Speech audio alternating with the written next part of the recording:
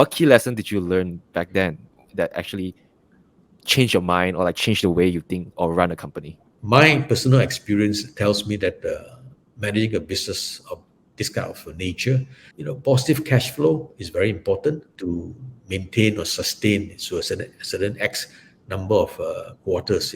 And the second thing that I learned during that time, the crisis, was your people, and you have to make sure that they are being kind of rewarded together.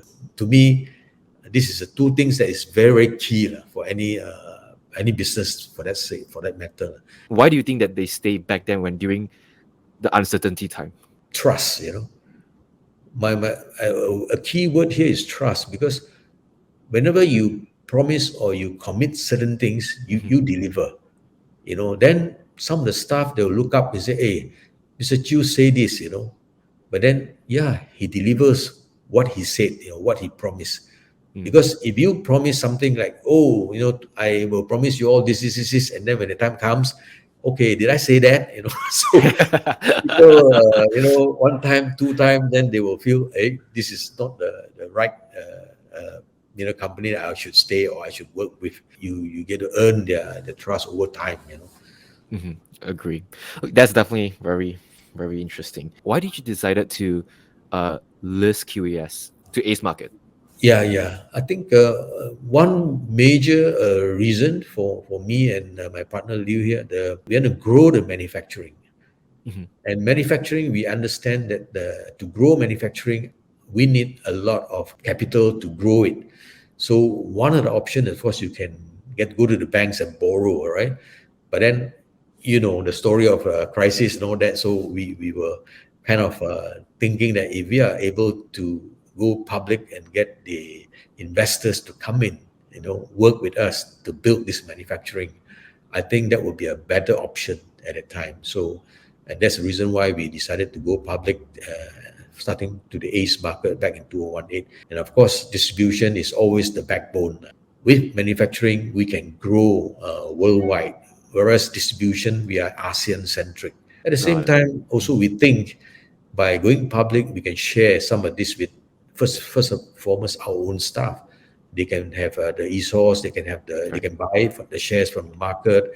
They have certain sense of belonging. Now there is a public company. If they want to really stay with us, they should enjoy and ride the growth of the company.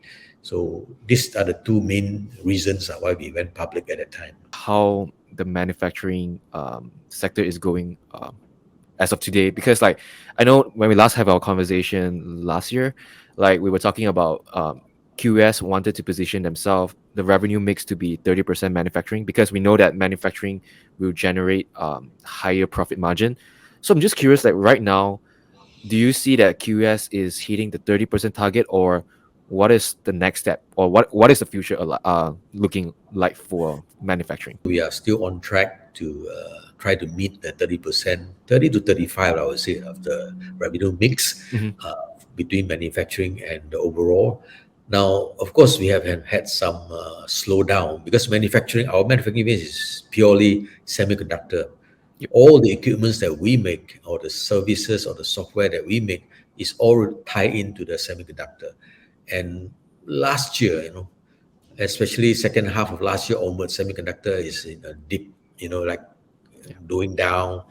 I think for 2022, we wanted to hit close to 40 million ringgit of manufacturing revenue, but we could not because of some of the slowdown. So we only managed to get around 35 million for the manufacturing ringgit.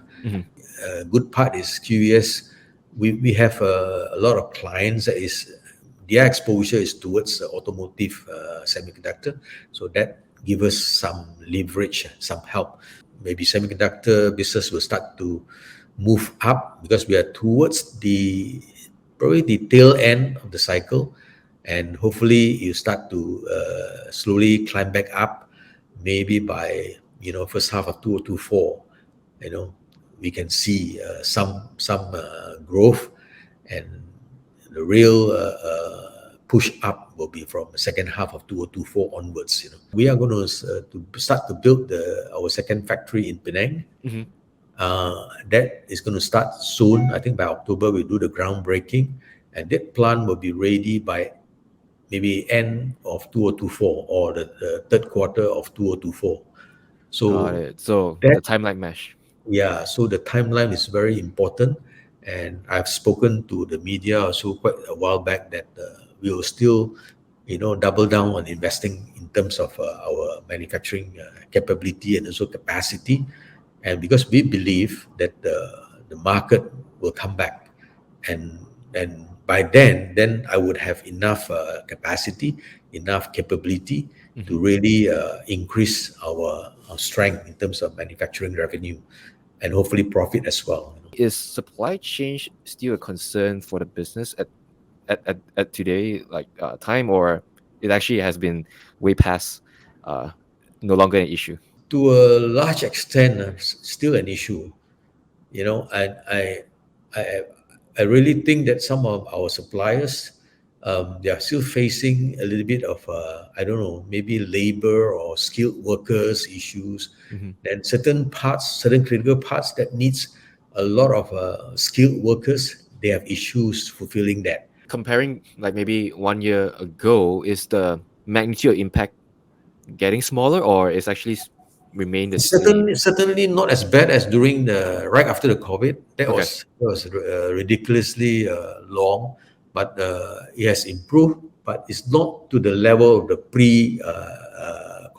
Got it. You Okay. see, so in a way, like let's say I used to get within 4 months or 3.5, 4 months.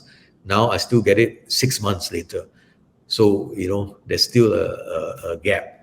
So for some reason, the COVID situation really reset a lot of things. So things are taking a much longer route to get back. We always talk about there's like a geopolitical tension between China and US, and China is going to set up their own semiconductor kind of like value chain.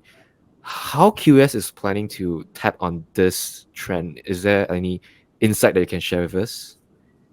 Yeah, I think China is still one big puzzle that we want to move in. We have just early this year, we set up a QES Technology Shanghai company, our own company, to support our distributors or sales channel partners there. We have appointed quite a few of them, but of course, not all of them are delivering the results that we wanted. We are continuously looking at hiring people for China, trying to build a little bit of infrastructure to support our dealers, and we are participating in marketing and branding because QES is not really well known in China, domestic China. Yeah, so we recently participated in 2 major exhibitions, and we'll continue to do the branding exercise. And we also have a lot of meetings with big names of domestic China semiconductor people. I'm not privy to divulge the names, but then these are reputable names that we think we want to knock on the doors and trying to propose our solutions and our equipment. And hopefully some of them will materialize over the next 2 or 3 quarters even. QS, we mentioned that you guys listed on the ACE market, but recently you transferred to main market. Is there any changes since this transfer, or is it business as usual? Generally business as usual. Just that the compliance to the main market listing requirements are more stringent. And of course, we also have to comply to the MCGG, they call it, meaning that the corporate governance guidelines. So, for example, our board, be a majority independent directors, at least 30% female. So we have to comply all these prerequisites, and of course, the very, the buzzword today is in terms of main market is the ESG. Are you complying with ESG? Does the company have activities relating to ESG and all that? To me, digitalization as well, very important. Now all my processes are all digitalized. I don't see a lot of papers, flying all over the offices. 15 years ago. We don't see that, paper stacking in the accountant's room. So we don't see that because everything operates on the cloud, Right. So that to me is also cost saving in the long run. So that's E part, right? Social, social is, you're taking care of the staff, good working environment, corporate social responsibilities, all this is important. That the staff feel happy. We have workshops, we have training for them, we have events for them, we have annual dinner, we have a family day. All these things is playing a role that attracting talent and retaining talent. So that's the S part. Of course, governance is just, I just said just now, we need to meet the minimum criteria, to have ensure good corporate governance, where one of them is the chairman must be separated from the MD. So yeah, we have a chairman, we have the MD, then there's two independent directors, lady, female, and overall only Liu and myself are executive. The rest of the four are independent directors.